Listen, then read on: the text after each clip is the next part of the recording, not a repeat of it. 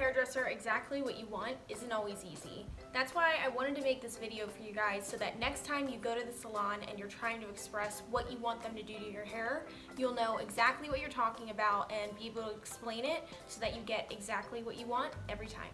Okay, so first we're going to start out with the basics. I'm going to begin with highlights, and I have my iPad here. I'm just going to go through all of the different color styles and explain what a hairdresser sees compared to what you guys see, so that next time you go in you can understand what you're saying. So I've got, of course, Jennifer Aniston here, the queen of highlights. What I can tell you about this picture is this is what makes a highlight. It's this rooted area here where these stringy pieces are coming right out of the root.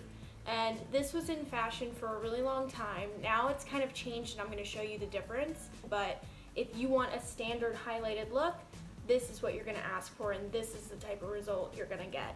Okay, so next we're going to move on to a face frame highlight. If you're somebody who doesn't want a huge change but needs like a bright pop in front of your face, like you want to have a little bit more like golden tone in front or something for summer, that's always a good option. This is what that looks like. So this girl has a really pretty face frame. As you can see, it's just in this area where the bangs are, and then it comes down here. So what I do with my clients is I'll face frame them in these two areas and then on the sides.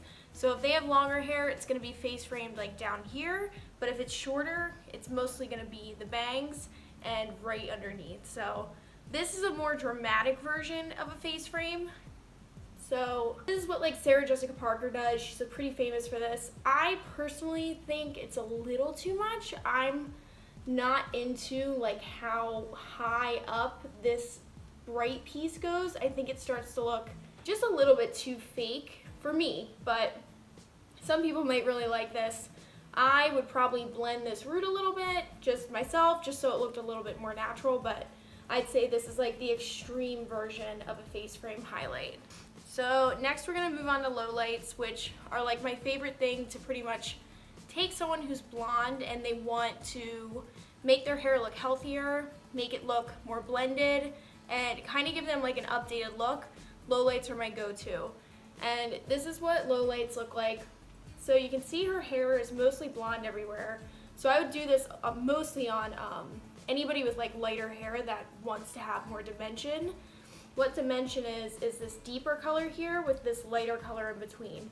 And why that looks so pretty is because if you had just all blonde, these poppy blonde pieces really wouldn't show because that's all blonde, so it really wouldn't pop out. But since you have this dark contrasting color here with the low light, it really makes it pop. So next time if you're in the hair salon and you feel like your hair is kind of dull or like lacking luster or any type of just like contrast, tell them to put low lights in there with your highlights. I think you're really gonna like the result, and just ask them to do it like if you don't want anything too dramatic, because you don't want like the Kelly Clarkson, which I've done, with black pieces and blonde highlights. It's the 90s, I was right there with her, but you want to do something that's 2 to 3 levels darker than your natural color. So if you're like, she's like a level 9, 10. Her low light's probably around a 7, 6. So that's what I would stick to, that rule of thumb. Okay, so next we're moving on to balayage. Balayage is really confusing for people. Number one, because it's so hard to pronounce. I've heard balayage, balayage, or all these crazy terms. So it's hand painted highlights. That's what it's called. So I'm sure you guys have seen this in the hair salon where people don't use foils and they're actually taking the brush, and people actually use paint brushes now, which is pretty cool, but they actually paint the hair with their hands. It's a really cool technique. Why it's so great is because it makes it look more natural and sun-kissed instead of like the highlight example I had where you could tell it was like constructed. You could see every little piece was purposefully put there. So this is the example of balayage I found. I love this example because it has the bright poppy ends on the bottom, and then you can see these really light pieces coming up, and you can tell over here you really can't see lines being formed. It almost looks like that was just her natural hair and the sun just kind of lightened certain areas. That's what's so beautiful about balayage. It really does look like it was just done naturally. So, a beautiful option for somebody who wants to have a more natural look and doesn't want to look like they just got their hair done at the salon. I would totally go for balayage. So next we're talking about ombre. Ombre is the more extreme version of pretty much every hair color. So ombre is the contrast between dark and light. This is my example of ombre. We've got super, super dark into light ends. If you want something that's more dramatic, tell your stylist to do something like this, but make sure, this is the trick. Make sure that when you're getting your ombre to keep lighter pieces around your face. You don't want to do, let me show you these examples. So you don't want to walk out of the salon, obviously like this.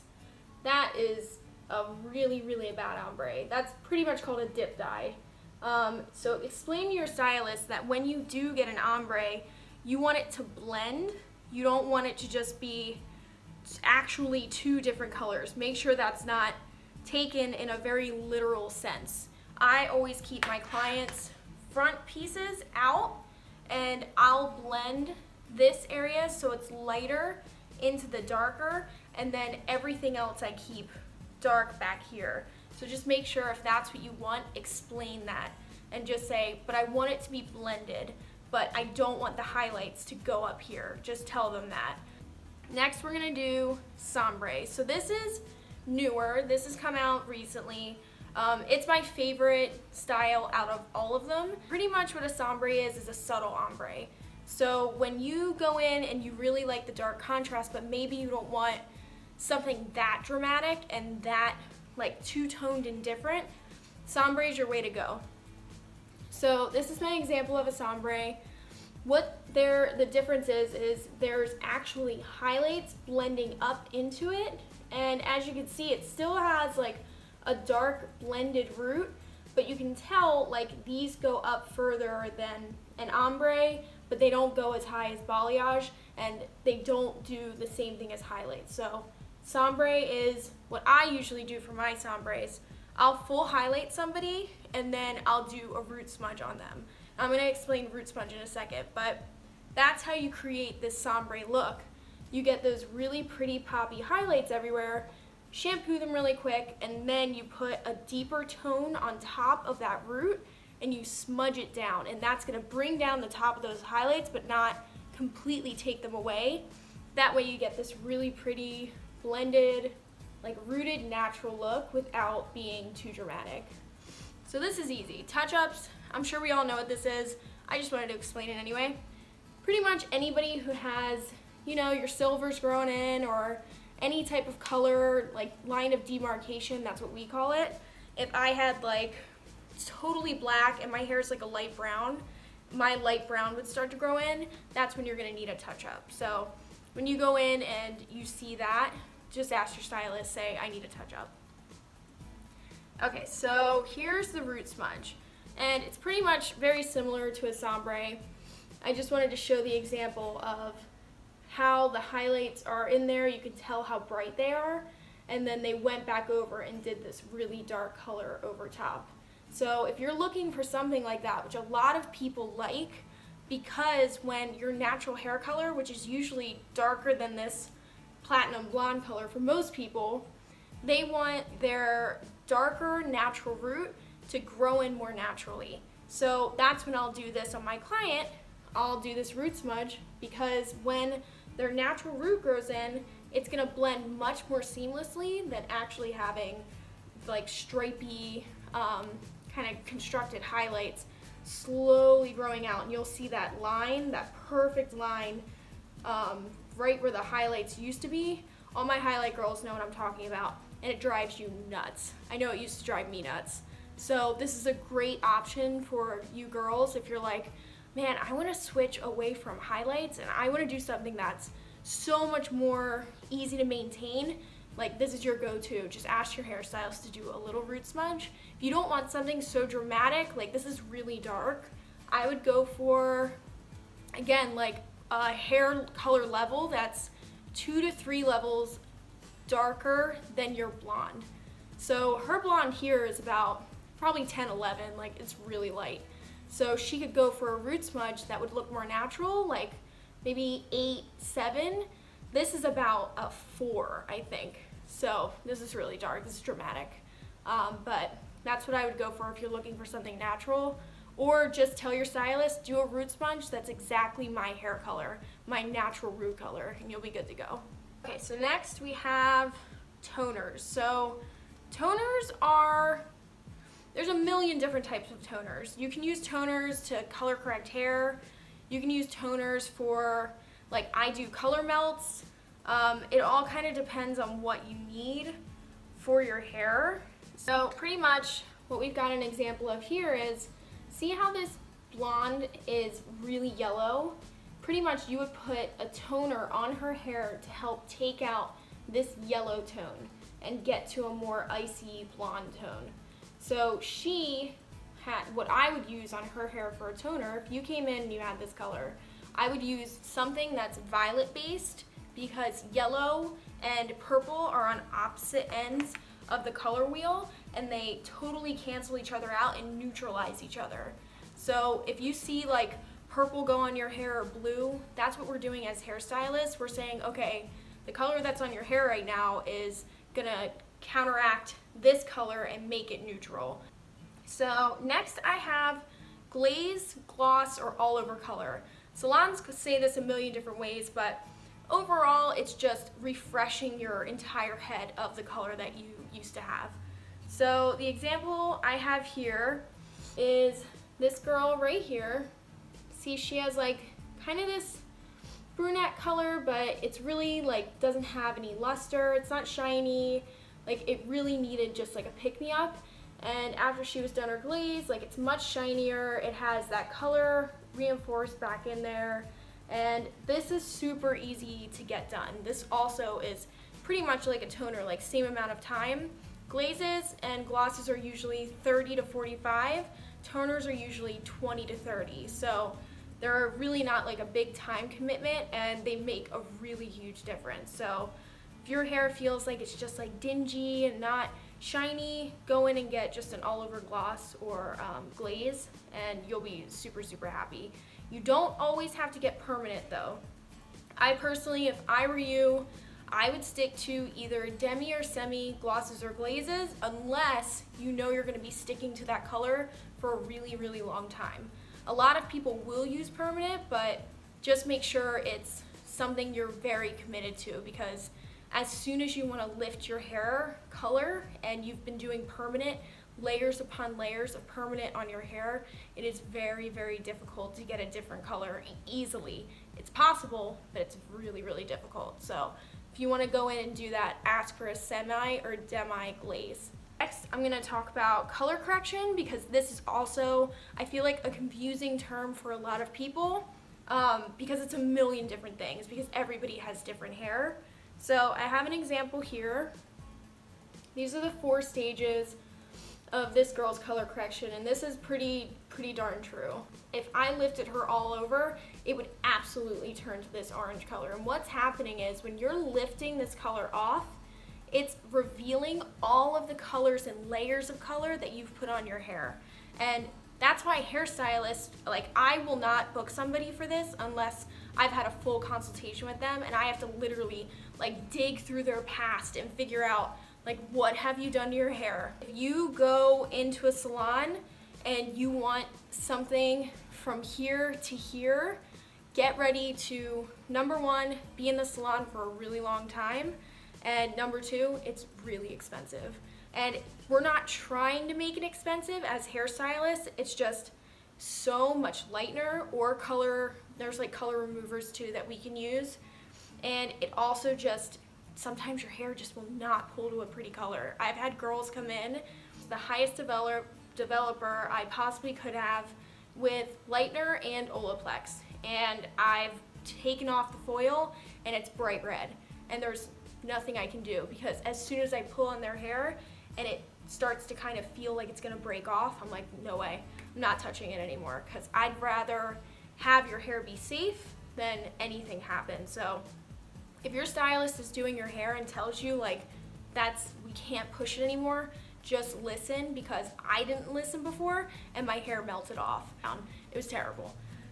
So yeah, if you're doing something like this, research your stylist, make sure they're using some type of bond building agent. I'm gonna explain that in a second, but make sure they know what they're doing, because color corrections take a very skilled hairdresser and someone who knows what they're doing. I promise you, if you're gonna spend money on anything, spend money on a good hairstylist who does color corrections. You will not be disappointed. So, okay, that brings me on to like bond builders. It's pretty much called hair insurance. So these came out maybe 3 or 5 years ago, and it's pretty much revolutionized our industry. My favorite one is Olaplex, which is right here. You guys have probably seen these in the salon. Now, what we use is this one right here, the #1. We mix this into your lightener, and it stops your hair from breaking, which is revolutionary. Because before, if I was gonna lighten somebody's hair, I couldn't push it as far as I wanted to because I was too afraid that I would break it.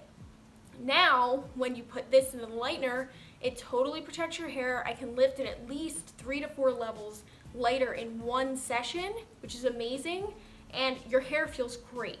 It also has the treatment right here, #2, and then there's a take-home treatment, but it is awesome. It is the best. There's also Brazilian Blowout has a really good one called B3. Redken has one that's pH Bonder. I've used that before. That one's great too. So if your salon offers something like this, absolutely take it. It might be $20 more because this stuff is really expensive, but it's totally worth it to put it in your lightener, especially because it's gonna protect your hair. If you're my blonde girls out there and you get your hair lightened constantly, this is like the best thing you could possibly do for your blonde hair. So next time you go in, ask for something like this, a bond building agent, that's what you wanna call it, and I'm sure your salon's probably gonna have it. I wanted to also talk about the difference between warm and cool hair, because this is something that I have a lot of clients kind of, like, they don't know the difference, and it's not your fault. It doesn't really make sense most of the time, because we'll see things as hairdressers and we'll say, oh, that's warm, and you're like, oh, I thought I wanted ashy, and it's like, it's just confusing. So I'm gonna show you some examples. So this is warm here. As you can see, it's like a golden tone. Let me get it closer.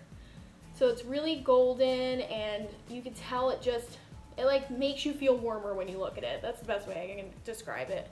And then here's the cooler tone example. You can tell it's much more muted, it's cooler, it doesn't have that like warmth coming out of it.